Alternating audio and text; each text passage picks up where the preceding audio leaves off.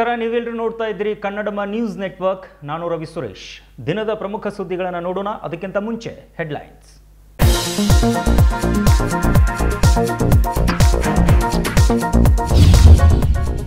ಅಮಿತ್ ಕೋರೆ Chikkodi Lok Sabha BJP ಆಕಾಂಕ್ಷಿ. Amit ಅಭಿಮಾನಿಗಳು ಒತ್ತಾಯವನ್ನು ಮಾಡ್ತಾ ಇದ್ದಾರೆ. ನಾನು ಮಕ್ಕಳಿಗೆ ರಾಜಕೀಯದ ಬಗ್ಗೆ ಹೇಳಿಕೊಡುವುದಿಲ್ಲ. ಡಾಕ್ಟರ್ ಪ್ರಭಾಕರ್ ಕೋರೆ ಹೇಳಿಕೆ.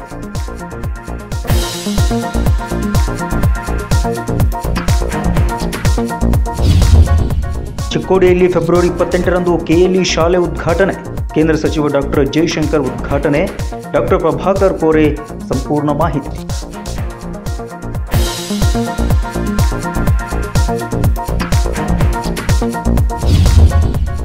ಹಿಂಡಲ್ಗಾ ಕಾರಾಗೃಹದ ಎದುರು ಬಿಜೆಪಿ ಪ್ರತಿಭಟನೆ.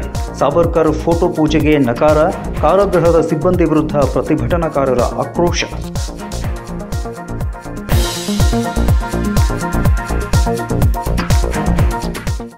ಚಿಕ್ಕೋಡಿ ಲೋಕಸಭಾ ಕ್ಷೇತ್ರದಿಂದ ಅಮಿತ್ ಕೋರೆ ಅವರು ಸ್ಪರ್ಧೆ ಮಾಡೋದಕ್ಕೆ ಆಕಾಂಕ್ಷಿ ಆಗಿದ್ದಾರೆ. ಕಾರಣ ಏನು ಅಂತ ಕೇಳಿದರೆ, ಅವರು ಚಿಕ್ಕೋಡಿ ಲೋಕಸಭಾ ಕ್ಷೇತ್ರದಲ್ಲಿ ಬಿಜೆಪಿಯ ಸಂಘಟನಾತ್ಮಕ ಕಾರ್ಯಗಳನ್ನು ಮಾಡಿದ್ದಾರೆ. ಜೊತೆಗೆ ಇಡೀ ಕ್ಷೇತ್ರದಲ್ಲಿ ಸುತ್ತಾಡಿ ಜನರ ಪರವಾಗಿ ನಿಂತ್ಕೊಂಡಿದ್ದಾರೆ, ಅವರ ಸಮಸ್ಯೆಗಳಿಗೆ ಸ್ಪಂದಿಸಿದ್ದಾರೆ ಅಂತ ಡಾಕ್ಟರ್ ಪ್ರಭಾಕರ್ ಕೋರೆ ಹೇಳಿದ್ದಾರೆ.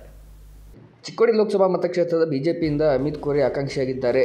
ಪಕ್ಷ ಟಿಕೆಟ್ ನೀಡಿದರೆ ಸ್ಪರ್ಧೆ ನಡೆಸುತ್ತಾರೆ ಎಂದು ಕೆಎಲ್ಇ ಕಾರ್ಯಾಧ್ಯಕ್ಷ ಡಾಕ್ಟರ್ ಪ್ರಭಾಕರ್ ಕೋರೆ ಹೇಳಿದರು. ಸೋಮವಾರ ಸುದ್ದಿಗೋಷ್ಠಿಯಲ್ಲಿ ಮಾತನಾಡಿದ ಅವರು, ಚಿಕ್ಕೋಡಿಯಲ್ಲಿ ಸಾಕಷ್ಟು ಜನಪರ ಸೇವೆಯನ್ನು ಅಮಿತ್ ಕೋರೆ ಮಾಡಿದ್ದಾರೆ. 2 ಸಕ್ಕರೆ ಕಾರ್ಖಾನೆ ಮೂಲಕ ರೈತರಿಗೆ ಸಾಕಷ್ಟು ಅನುಕೂಲ ಮಾಡಿಕೊಟ್ಟಿದ್ದಾರೆ. ಅವರ ಅಭಿಮಾನಿಗಳ ಒತ್ತಾಯವೂ ಆಗಿದೆ. ಅಮಿತ್ ಅವರಿಗೆ ಟಿಕೆಟ್ ನೀಡಿದರೆ ಖಂಡಿತವಾಗಿಯೂ ಸ್ಪರ್ಧೆ ಮಾಡುತ್ತಾರೆ ಎಂದು ತಿಳಿಸಿದರು. ಅವ್ರು ಪ್ರಯತ್ನ ಮಾಡಕತ್ತಾರ, ಸಿಕ್ಕರೆ ಕಾಂಟೆಸ್ಟ್ ಮಾಡ್ಬೋದು. ಅಲ್ಲಿ ಅವನ ವಿಚಾರ ಚಿಕ್ಕೋಡ್ಯಾಗ ಅಂದ್ರೆ ನಮ್ಮ ಸಂಪರ್ಕದ ಫ್ಯಾಕ್ಟ್ರಿಗಳು ಅದಾವ. 2 ಫ್ಯಾಕ್ಟ್ರಿ ಅದಾವು. ರೈತರ ಸಂಪರ್ಕ ಅದ. ಸಣ್ಣ ಇಲ್ಲಂದ್ರೆ 2 ಫ್ಯಾಕ್ಟ್ರಿ ಕೂಡ 70,000-75,000 ರೈತರ ಮೆಂಬರ್ ಅದಾರಲ್ಲಿ. ಮತ್ತು ಸಂಪರ್ಕ ಇರೋದ್ರಿಂದ, ಕಬ್ಬು ಬೆಳೆಗಾರ ಸಂಪರ್ಕ ಇರೋದ್ರಿಂದ ಅಲ್ಲಿ ಹೆಚ್ಚಿನ ಅವಂಗ ಜನರು ಸಂಪರ್ಕವೂ ಹೆಚ್ಚದ. ಹಿಂಗೆ ಅನಿಸ್ತದ ಅವ್ನು ಕೇಳಿದ್ದು. ಅದಕ್ಕೆ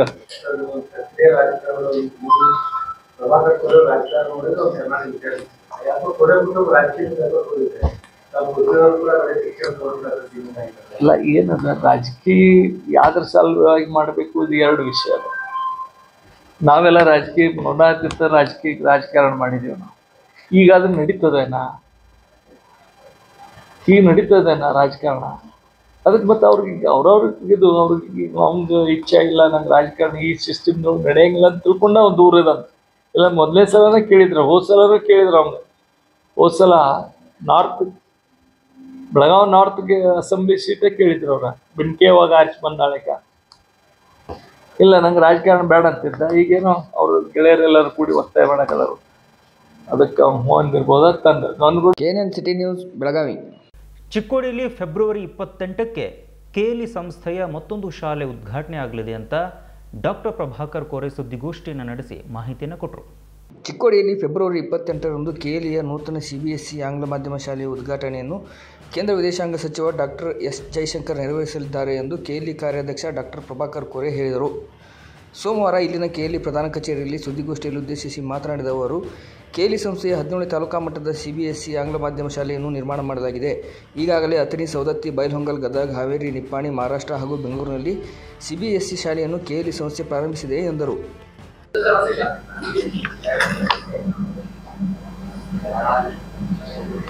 ಬುಧವಾರ 28 ಫೆಬ್ರವರಿ ಮುಂಜಾನೆ 10 ಗಂಟೆಗೆ ಚಿಕ್ಕೋಡಿಯಲ್ಲಿ ಸುಮಾರು ಎಷ್ಟು ಖರ್ಚು ಮಾಡಿದ್ದೀವಿ? 17 ಕೋಟಿ ಖರ್ಚು ಮಾಡಿ ಒಂದು CBSE ಶಾಲೆ. ಇದು 17ನೇ ಶಾಲೆ ನಮ್ಮದು.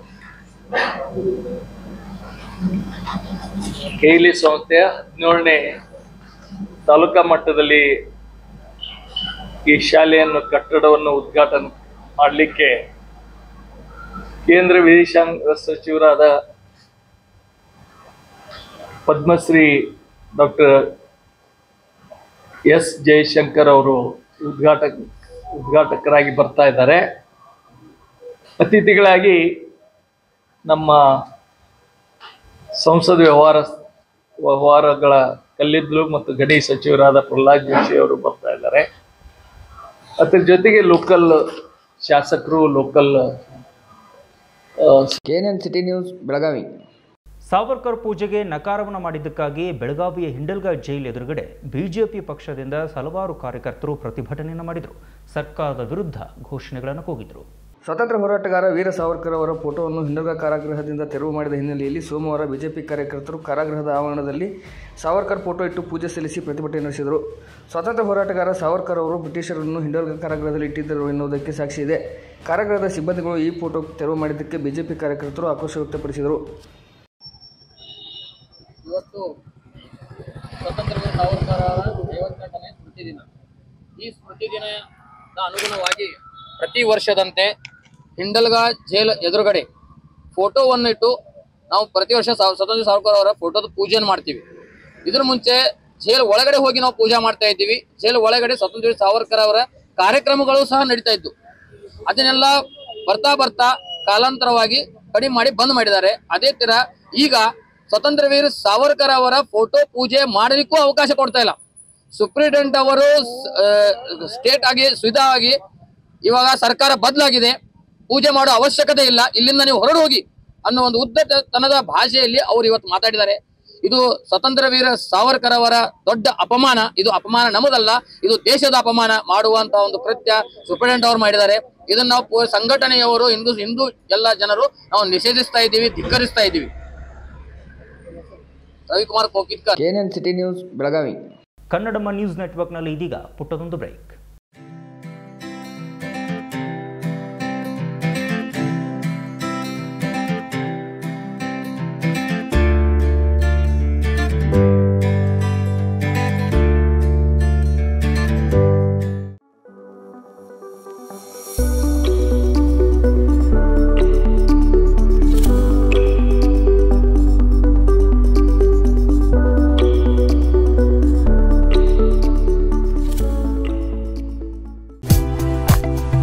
होटल आदर्श पैलेस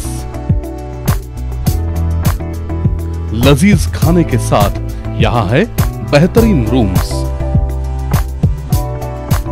रहने के लिए स्टैंडर्ड रूम्स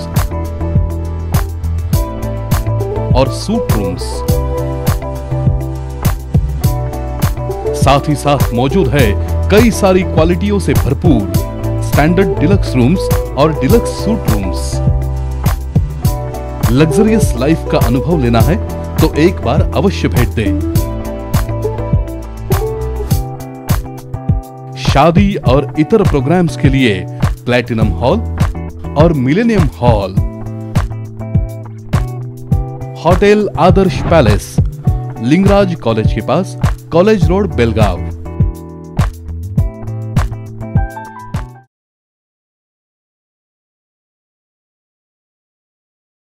ಬ್ರೇಕ್ ಬಳಿಕ ಮತ್ತೆ ಸ್ವಾಗತ. ಶೈಕ್ಷಣಿಕ ಕ್ಷೇತ್ರದಲ್ಲಿ ಶಿಕ್ಷಕರ ಪಾತ್ರ ತುಂಬ ದೊಡ್ಡದಾಗಿದೆ. ಬರೀ ರೋಬೋಟ್ನೊಂದಿಗೆ ವಿದ್ಯಾರ್ಥಿಗಳು ಸಂವಹನವನ್ನು ಮಾಡೋದಕ್ಕಾಗೋದಿಲ್ಲ. ವಿದ್ಯಾರ್ಥಿಗಳ ಬೆಳವಣಿಗೆ ಬರೀ ರೋಬೋಟ್ನಿಂದಲೇ ಸಾಧ್ಯವಾಗುವುದಿಲ್ಲ. ಪರಸ್ಪರ ಮಾತುಕತೆ, ಚರ್ಚೆ, ಸಂವಾದ ಹೀಗೆ ಸ್ಪಂದನೆ ಮಾಡುವುದರ ಜೊತೆಗೆ ಮಕ್ಕಳ ಸರ್ವಾಂಗೀಣ ಬೆಳವಣಿಗೆ ಆಗಲಿದೆ ಹೊರತು ಬರೀ ರೋಬೋಟ್ನಿಂದ ಮಕ್ಕಳ ಬೆಳವಣಿಗೆ ಅಸಾಧ್ಯ ಅಂತ ಡಾಕ್ಟರ್ ಪ್ರೀತಿ ದೊಡ್ವಾಡ್ ಹೇಳಿದರು. ಆಧುನಿಕ ದಿನಮಾನಗಳಲ್ಲಿ ಶೈಕ್ಷಣಿಕ ಕ್ಷೇತ್ರದಲ್ಲಿ ರೋಬೋಟ್ನಿಂದ ಶಿಕ್ಷಣ ಕೊಡಿಸಿದರೂ ವಿದ್ಯಾರ್ಥಿಗಳ ಪ್ರಶ್ನೆಗೆ ಉತ್ತರಿಸಲು ಸಾಧ್ಯವಿಲ್ಲ. ಶಿಕ್ಷಕರ ಪಾತ್ರ ಬಹುಮುಖ್ಯವಾಗಿದೆ ಎಂದು ಪ್ರೀತಿ ದೊಡ್ವಾಡ್ ಹೇಳಿದರು. ಸೋಮವಾರ ಇಲ್ಲಿನ KLE ಕಚೇರಿಯಲ್ಲಿ ಸುದ್ದಿಗೋಷ್ಠಿಯಲ್ಲಿ ಮಾತನಾಡಿದ ಅವರು, ಶಿಕ್ಷಕರು ಹಾಗೂ ವಿದ್ಯಾರ್ಥಿಗಳ ನಡುವೆ ಸಂಬಂಧ ಗಟ್ಟಿಯಾಗಿರುತ್ತದೆ. ಮಕ್ಕಳು ಪೋಷಕರ ಮುಂದೆ ಹೇಳಲಾಗದ ವಿಷಯವನ್ನು ಶಿಕ್ಷಕರ ಮುಂದೆ ಹೇಳುತ್ತಾರೆ. ರೋಬೋಟ್ ಮುಂದೆ ಹೇಳಿದರೆ ಪ್ರಯೋಜನ ಇಲ್ಲ ಎಂದರು. ರೋಬೋಟ್ ಟೀಚ್ ಮಾಡ್ಬೋದು, ಆದರೆ ಸ್ಟೂಡೆಂಟ್ ಎಷ್ಟು ಕಲಿತಾ ಇದ್ದಾರೆ ಅದು ರೋಬೋಟ್ ಜಡ್ಜ್ ಮಾಡೋಕೆ ಇನ್ನೂ ಅವರು ಅಷ್ಟು ಫಾರ್ವರ್ಡ್ ಆಗಿ ಅದನ್ನು ಡೆವಲಪ್ ಮಾಡಿಲ್ಲ. ಒಂದು ಕ್ಲಾಸ್ ರೂಮಲ್ಲಿ CBSE ನಾರ್ಮ್ಸ್ನಲ್ಲಿ 3 ಟೈಪ್ ಆಫ್ ಸ್ಟೂಡೆಂಟ್ಸ್ ಇರುತ್ತಾರೆ: average, below average, above average. So ಅದು ಐಡೆಂಟಿಫೈ ಮಾಡಿ ಟೀಚರೇ ಅದನ್ನೆಲ್ಲ ಮಾಡ್ಕೋಬೇಕು. ಅದು ಆರ್ಟಿಫಿಷಿಯಲ್ ಇಂಟೆಲಿಜೆನ್ಸ್ ಇನ್ನೂ ಆದರೆ ಅದು ಅವ್ರಿಗೆ ಮಾಡೋಕ್ಕೆ ಸಾಧ್ಯ ಇಲ್ಲ. ಸೊ ವಿ ಡೋಂಟ್ ನೋ, ಅದನ್ನ ಟೈಮ್ ಹೇಳುತ್ತೆ. ಈಗಂತೂ ಅದು ಇಲ್ಲ ಪಾಸಿಬಿಲಿಟಿ. ಆದರೆ ಇಮೋಷ್ನಲ್ ಏನಿದೆ, ಇಮೋಷ್ನಲ್ ಕ್ವಶನ್ ಎರಡು, ಈಗ ಎಲ್ಲರೂ ಬರೀ ಇಂಟೆಲಿಜೆನ್ಸ್ ಅಷ್ಟೇ ಮಾಡ್ತಾ ಇರಲಿಲ್ಲ, ಎರಡು ಮಾತಾಡ್ತಾರೆ. IQ ಮತ್ತು EQ ಏನಿದೆ, ಇಮೋಷ್ನಲ್ ಕ್ವಶಂಟ್ ಏನಿದೆ, ಅದು ಇನ್ನೂ ರೋಬೋಟಿಗೆ ಐಡೆಂಟಿಫೈ, ಟಚ್ ಮಾಡೋಕ್ಕೆ ಸಾಧ್ಯ ಆಗಲಿಲ್ಲ. ಮತ್ತು ಮೇನ್ ಸ್ಕೂಲ್ ಹುಡುಗರಲ್ಲಿ ಇದು EQ ತುಂಬ ಮಹತ್ವದಿದೆ. ಯಾಕಂದರೆ ಏನು ಮಕ್ಕಳು ತಂದೆ ತಾಯಿಗೆ ಹೇಳೋದಿಲ್ಲ ಅದಷ್ಟು ಟೀಚರಿಗೆ ಹೇಳ್ತಾರೆ, ಅಷ್ಟೊಂದು ಅವ್ರದ್ದು ಇದಿರುತ್ತೆ ಟೀಚರ್ ಜೊತೆಗೆ. ಸೊ ಅದು ರೀಪ್ಲೇಸ್ ಮಾಡೋಕ್ಕೆ ಐ ಥಿಂಕ್ ನನಗನ್ಸುತ್ತೆ very difficult and almost impossible. ಮಾಡಿದ್ರೆ ಸರ್ ಮನೇಲಿ ಇವೆಂಚುಲಿ ಪೇಪರ್ನಲ್ಲಿ ಬರಿಬೇಕಾದ್ರೆ ChatGPT ಬರೋದಿಲ್ಲ, ಯಾಕಂದರೆ ನಮ್ಮ ಮೊಬೈಲ್ ಡಿವೈಸ್ ನಾವು ಎಕ್ಸಾಮಲ್ಲಿ ಅಲೌ ಮಾಡೋದಿಲ್ಲ. So may be KNN city news Belagavi. ಬೆಳಗಾವಿಯ ವೈಭವ ನಗರದ ಸತೀಶ್ ಕಾಲೋನಿಯಲ್ಲಿ ಕುಡಿಯುವ ನೀರಿನ ಸಮಸ್ಯೆ ಉದ್ಭವ ಆಗಿದೆ. ಬೇಸಿಗೆ ಆರಂಭ ಆಗುವುದಕ್ಕಿಂತ ಮುಂಚಿತವಾಗಿಯೇ ಕುಡಿಯುವ ನೀರಿನ ಸಮಸ್ಯೆ ಉದ್ಭವ ಆಗಿರುವುದು ಸ್ಥಳೀಯರಲ್ಲಿ ಸಹಜವಾಗಿ ಆತಂಕಕ್ಕೆ ಕಾರಣವಾಗಿದೆ. ಈ ಸಮಸ್ಯೆ ಗೊತ್ತಾಗ್ತಾ ಇರುವ ಹಾಗೆ ಕೆಪಿಸಿಸಿಯ ಸದಸ್ಯೆ ಆಯಿಷಾ ಸನದಿ ಅವರು ಅಲ್ಲಿರುವ ಸಮಸ್ಯೆಗೆ ಸ್ಪಂದಿಸಿದ್ದಾರೆ. ಸತೀಶ್ ಫೌಂಡೇಶನ್ ವತಿಯಿಂದ 1 ಟ್ಯಾಂಕರ್ ಕುಡಿಯುವ ನೀರನ್ನು ಪೂರೈಕೆ ಮಾಡಿದ್ದಾರೆ. ಬೆಳಗಾವಿ ಮಹಾನಗರದ ವೈಭವ ನಗರದಲ್ಲಿರುವಂತಹ ಸತೀಶ್ ಕಾಲೋನಿಯಲ್ಲಿ ಕುಡಿಯುವ ನೀರಿನ ಸಮಸ್ಯೆ ಉದ್ಭವ ಆಗಿದೆ. ಬೇಸಿಗೆ ಇನ್ನೂ ಆರಂಭ ಆಗುವುದಕ್ಕಿಂತ ಮುಂಚಿತವಾಗಿಯೇ ನೀರಿನ ಸಮಸ್ಯೆ ಎದುರಾಗಿರುವುದು ಸ್ಥಳೀಯರ ಆತಂಕಕ್ಕೆ ಕಾರಣವಾಗಿದೆ. ಇನ್ನು ಈ ಸಮಸ್ಯೆ ಕುರಿತಾಗಿ ಕೆಪಿಸಿಸಿ ಸದಸ್ಯೆ ಆಯಿಷಾ ಸನದಿಯವರ ಗಮನಕ್ಕೆ ತರಲಾಗಿತ್ತು. ಅಲ್ಲಿರುವಂಥ ಸ್ಥಳೀಯರು ಆಯಿಷಾ ಸನದಿಯವರಿಗೆ ಫೋನ್ ಮಾಡುವ ಮೂಲಕ ನೀರಿನ ಸಮಸ್ಯೆ ಬಗ್ಗೆ ವಿವರಣೆ ನೀಡಿದರು. ಇದಾದ ನಂತರದಲ್ಲಿ ತಕ್ಷಣವೇ ಆಯಿಷಾ ಸನದಿ ಸತೀಶ್ ಫೌಂಡೇಶನ್ ಅವರಿಗೆ ಫೋನಾಯಿಸಿದರು. ಸತೀಶ್ ಫೌಂಡೇಶನ್ ವತಿಯಿಂದ ವೈಭವ್ ನಗರದ ಸತೀಶ್ ಕಾಲೋನಿಗೆ 1 ಟ್ಯಾಂಕರ್ ನೀರನ್ನು ಕುಡಿಯುವ ಸಲುವಾಗಿ ಪೂರೈಕೆ ಮಾಡಿದರು. ತಕ್ಷಣವೇ ಕುಡಿಯುವ ನೀರನ್ನು ಪೂರೈಕೆ ಮಾಡಿದ ಆಯಿಷಾ ಸನದಿ ಮತ್ತೆ ನೀರಿನ ಅವಶ್ಯವಿದ್ದಲ್ಲಿ ತಿಳಿಸುವಂತೆ ಕೇಳಿಕೊಂಡರು. ಇನ್ನು ಆಯಿಷಾ ಸನದಿ ಅವರು ಈ ರೀತಿಯಾಗಿ ನೀರಿನ ವ್ಯವಸ್ಥೆಯನ್ನು ಮಾಡಿರುವುದಕ್ಕೆ ಅಲ್ಲಿರುವಂಥ ಸ್ಥಳೀಯರು ಧನ್ಯವಾದಗಳನ್ನು ತಿಳಿಸಿದರು. ಇನ್ನು ಈ ವೈಭವ ನಗರ ಬೆಳಗಾವಿ ಗ್ರಾಮೀಣ ಕ್ಷೇತ್ರದ ವ್ಯಾಪ್ತಿಗೆ ಒಳಪಟ್ಟಿದ್ದರೂ ಕೂಡ ಸರ್ಕಾರ ನಮ್ಮದೇ ಇದೆ, ಹೀಗಾಗಿ ಅಲ್ಲಿರುವಂಥ ಶಾಸಕರು ನಮ್ಮವರೇ, ಇಲ್ಲಿರುವಂಥ ಶಾಸಕರು ನಮ್ಮವರೇ, ಯಾರೇ ಮಾಡಿದರೂ ಕೂಡ ಜನರ ಸಮಸ್ಯೆಯನ್ನು ನೀಗಿಸುವಂಥ ನಿಟ್ಟಿನಲ್ಲಿ ಪ್ರಯತ್ನವನ್ನು ಮಾಡಲಾಗಿದೆ ಅಂತ ಆಯಿಷಾ ಸನದಿ ಹೇಳಿದರು. Mahadev Pawar, Kannadama news network, Belagavi. ಎಳ್ಳೂರಿನಲ್ಲಿ ಛತ್ರಪತಿ ಶಿವಾಜಿಯ ಬೃಹತ್ ಆಗಿರುವಂಥ ಮೂರ್ತಿಯನ್ನು ಪ್ರತಿಷ್ಠಾಪಿಸಲಾಗಿದೆ. ಇವತ್ತು ಲೋಕಾರ್ಪಣೆ ಮಾಡಲಾಯಿತು. ಇವತ್ತು ಈ ಛತ್ರಪತಿ ಶಿವಾಜಿ ಮೂರ್ತಿಯನ್ನು ಲೋಕಾರ್ಪಣೆ ಮಾಡುವುದರ ಜೊತೆಗೆ ಪ್ರತಿಯೊಂದು ಮನೆಯಲ್ಲೂ ಕೂಡ ಎಳ್ಳೂರು ಗ್ರಾಮದಲ್ಲಿ ಶಿವಾಜಿಯವರ ಗುಣಗಳನ್ನು, ಅವರ ಆದರ್ಶ ತತ್ವಗಳನ್ನು ಅಳವಡಿಸಿಕೊಳ್ಳಬೇಕು ಅಂತ ಕರೆ ಕೊಡಲಾಯಿತು. ಬೆಳಗಾವಿ ತಾಲೂಕಿನ ಎಳ್ಳೂರಿನಲ್ಲಿ ಇವತ್ತು ಛತ್ರಪತಿ ಶಿವಾಜಿಯವರ ಮೂರ್ತಿಯನ್ನು ಪ್ರತಿಷ್ಠಾಪಿಸಲಾಯಿತು. ಕೊಲ್ಹಾಪುರದ ಯುವರಾಜ ಸಂಭಾಜಿ ರಾಜೇ ಛತ್ರಪತಿ ಈ ಮೂರ್ತಿಯನ್ನು ಲೋಕಾರ್ಪಣೆ ಮಾಡಿದರು. ಛತ್ರಪತಿ ಶಿವಾಜಿಯವರ 13ನೇ ತಲೆಮಾರಿನ ಸಂಭಾಜಿ ರಾಜೇ ಅವರು ಈ ಮೂರ್ತಿಯನ್ನು ಲೋಕಾರ್ಪಣೆ ಮಾಡುವುದರೊಂದಿಗೆ ಮಾತನಾಡಿದರು. ಛತ್ರಪತಿ ಶಿವಾಜಿಯವರಿಗೆ ಕೊಡುತ್ತಿದ್ದಂಥ ಪ್ರೀತಿ, ಗೌರವ, ಆದರತೆಯನ್ನು ಇವತ್ತು 13ನೇ ತಲೆಮಾರಿಗೂ ಕೂಡ ಕೊಡುತ್ತಿರುವುದು ಶ್ಲಾಘನೀಯ ಮತ್ತು ಅವರೆಲ್ಲರಿಗೂ ಕೂಡ ನಾವು ಆಭಾರಿ ಅಂತ ಹೇಳಿದರು. राज्य युवा संघटना व येळ्ळूर ग्रामस्थ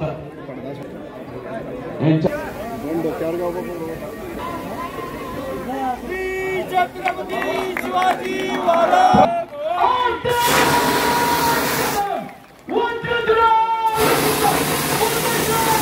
राजमाता राष्ट्रमाता माता जिजाऊ साहेबांचा माता जिजाऊ साहेबांचा महाराज गणपती गणपती भूपती प्रजापती सुवर्णरत्न श्रीपती अष्टावधान जागृत अष्टप्रधान जय की महिला सुद्धा काही कमी पडल्या नाहीत. ग्रामपंचायतचे अध्यक्ष आणि बाकी सगळे इतर त्यांच्या ग्रामपंचायतचे सर्व सदस्य त्या सुद्धा ड्रेस कोड मध्ये आणि त्यांनी सुद्धा आपण दिलं की आम्ही सुद्धा तारा राणींचे वंशज आहोत. ग्रामपंचायतचे सदस्य ड्रेस कोड दिसत नाहीये. या मुलांचं मी ह्याच्यासाठी कौतुक केलं की इतका पाठपुरावा त्यांनी केला. मी मोठा नाहीये, छत्रपती संभाजीराजे ही व्यक्ती मोठी नाहीये, पण त्या घराण्यातला वंशच इथे यायला पाहिजे. मी एक नुसता माध्यम आहे. त्यांनी इतक्यापर्यंत त्यांचा पाठपुरावा होता की ते आमच्या सुविधा पत्नी सविता राजेंना सुद्धा त्यांनी संपर्क साधला आणि आम्हाला दुसरा कुठला पाहुणा नको, तर संभाजीराजे पाहिजे, कारण का ते शिवाजी महाराजांचे वंशज आहेत. मी काल कोल्हापूर पासून 150 किलोमीटर लांब होतो आणि मला पुण्याला जायचं होतं. मला घरून फोन आला आणि सांगितलं कार्यक्रम चुकू तुम्हाला लवकर पुण्याला जायचंय म्हणून. अजिबात चालणार नाही. म्हणजे संविधानाचा फोन आला, डॉक्टर सर अडके सर, कुठलाही वेळी कार्यक्रम चुकवायचा नाही. शिवाजी महाराजांच्या पुत्या जनावरांनी मुलांनी सगळ्याचे कष्ट घेतलेले. मी म्हणते मी दिलेले शब्द केव्हा चुकवत नाही. तरी माझा तुम्हाला सूचना आहे, म्हणून अशा पद्धतीने या मुलांचा एवढा पाठपुरावा होता, हे मला खऱ्या अर्थाने कौतुक करायचं. आणि हे शिवाजी महाराजांना अपेक्षित आहे. शिवाजी महाराजांनी स्वराज्य का निर्माण केलं, म्हणजे हिंदवी स्वराज्य संघटना आपण स्थापन केली, चांगली बाब आहे, कौतुकास्पद आहे. पण शिवाजी महाराजांनी हे स्वराज्य आपल्यासाठी का निर्माण केलं? हे स्वराज्य काय नुसतं महाराष्ट्रासाठी मर्यादित होतं का? दक्षिणेत म्हणजे जिंजी, म्हणजे तामिळनाडूमध्ये जिंजी किल्ला आहे, जिंजी म्हणतात, तिथं आता जिंजी म्हणतात. तर हा जिंजी किल्ला सुद्धा शिवाजी महाराजांनी ताब्यात घेतला तामिळनाडूमध्ये. काय दृष्टिकोन शिवाजी महाराज असतील बघा. ज्यावेळी संभाजी महाराजांना मारलं गेलं त्यावेळी औरंगजेबाला वाटलं की आता आपण सगळं ताब्यात घेतलं. त्यावेळी राजाराम महाराजांना संभाजी महाराजांचे धाकटे बंधू आणि ताराराजांचे नवरे यांना आपलं हिंदवी स्वराज्य जर चालवायचं असेल तर हा वारस हा सुरक्षित पाहिजे. म्हणून त्यावेळी राजाराम महाराजांना रायगडवरनं पलायन करावं लागलं. आपण नेहमी म्हणजे राजगड, आग्रा ते राजगड शिवाजी महाराजांचा आपण नेहमी उल्लेख केला जातो. तेवढंच महत्वाचं आहे की राजगड किल्ला ते आपली दुसरी राजधानी नंतर जी झाली त्या जिंजी किल्ल्यापर्यंत राजाराम महाराजांना जावं लागलं. आणि आपल्या दक्षिणेच्या कोपऱ्यात म्हणजे तामिळनाडूमध्ये एवढा मोठा किल्ला शिवाजी महाराजांनी तिथं उभा केला, किंबहुना त्यांच्या ताब्यात ठेवला. आणि 1689 ते 1690 ते त्याच्या पुढे 8-9 वर्ष मराठ्यांचं साम्राज्य हे जिंजी किल्ल्यातच चालू होतं. म्हणजे किती शिवाजी महाराजांचा दूरदृष्टिकोन असेल तुम्ही पण बघा. म्हणजे आपण तर बेळगावच्या सगळ्या लोकांचं मला कौतुक याच्यासाठी करायचं आहे की तुम्ही खऱ्या अर्थाने शिवाजी महाराजांचा आचार विचार जीवन ठेवलं नाही. जे नुसतं महाराष्ट्रापुरतं शिवाजी महाराज मर्यादित नाहीये, ते तामिळनाडू पर्यंत गेलेले, वर्तलं गेलेत. तुम्ही दक्षिणेचं मी तुम्हाला मुद्दाम सांगायला लागलो. तिथं वेल्लोर, आज तुमच्या गावाचं तुम्ही म्हटलं आमच्या गावासारखं कुठलंच नाही, पण तिथं सुद्धा शिवाजी महाराजांनी दुसरा किल्ला ताब्यात घेतला होता, तो म्हणजे वेल्लोर. म्हणजे तुमच्या 2 गावात साम्य आहे. याचं वेल्लोर गाव आहे, ते वेल्लोर किल्ला आहे. जे तुमच्या गावात आणि शिवाजी महाराजांनी ताब्यात घेतलेल्या किल्ल्यामध्ये किती साम्यता आहे, तुमच्या विचारामध्ये साम्यता आहे. हे स्वराज्य स्थापन करत असताना शिवाजी महाराजांनी स्वराज्य आपल्यासाठी का दिला? 350 वर्षानंतर सुद्धा एवढं प्रेम, एवढं आस्था आज शिवाजी महाराजांच्या बद्दल काय?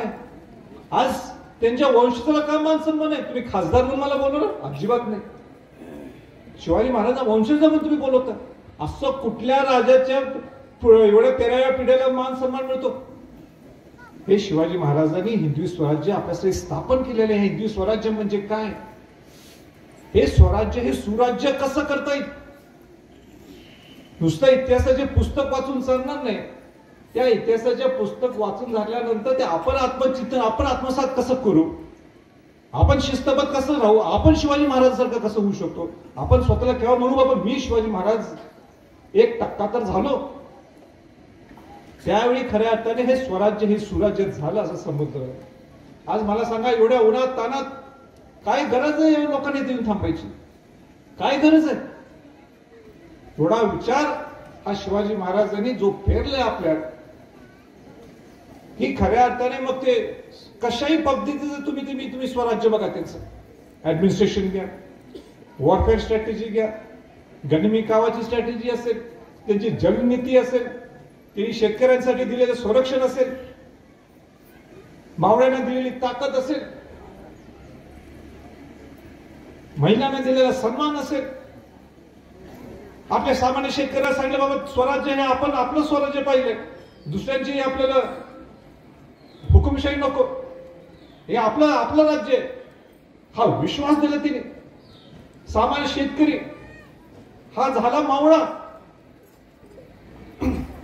जे एक गोष्ट अशी नाही शिवाजी महाराजांच्या पूर्ण कार्यपद्धतीत तिथं आपण सांगू शकतो की इथं शिवाजी महाराजांनी हात लावला नाही.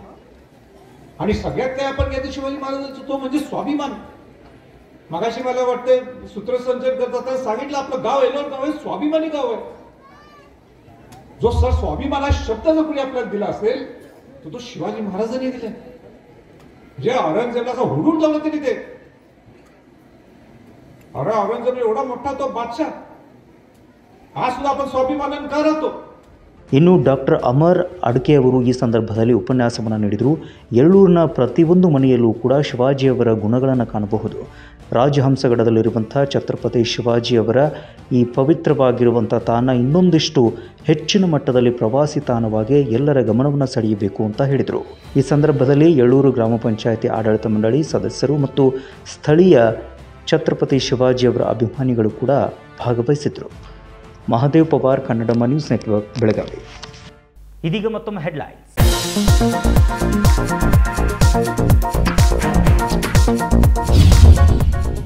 ಅಮಿತ್ ಕೋರೆ ಚಿಕ್ಕೋಡಿ ಲೋಕಸಭಾ ಬಿಜೆಪಿ ಆಕಾಂಕ್ಷಿ. ಅಮಿತ್ ಅಭಿಮಾನಿಗಳು ಒತ್ತಾಯವನ್ನು ಮಾಡ್ತಾ ಇದ್ದಾರೆ. ನಾನು ಮಕ್ಕಳಿಗೆ ರಾಜಕೀಯದ ಬಗ್ಗೆ ಹೇಳಿಕೊಡುವುದಿಲ್ಲ. ಡಾಕ್ಟರ್ ಪ್ರಭಾಕರ್ ಕೋರೆ ಹೇಳಿಕೆ.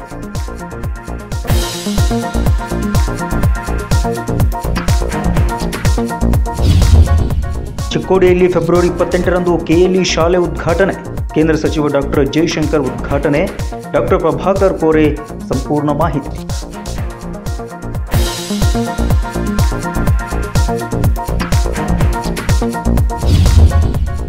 ಹಿಂಡಲ್ಗಾ ಕಾರಾಗೃಹದ ಎದುರು ಬಿಜೆಪಿ ಪ್ರತಿಭಟನೆ. ಸಾವರ್ಕರ್ ಫೋಟೋ ಪೂಜೆಗೆ ನಕಾರ. ಕಾರಾಗೃಹದ ಸಿಬ್ಬಂದಿ ವಿರುದ್ಧ ಪ್ರತಿಭಟನಾಕಾರರ ಆಕ್ರೋಶ.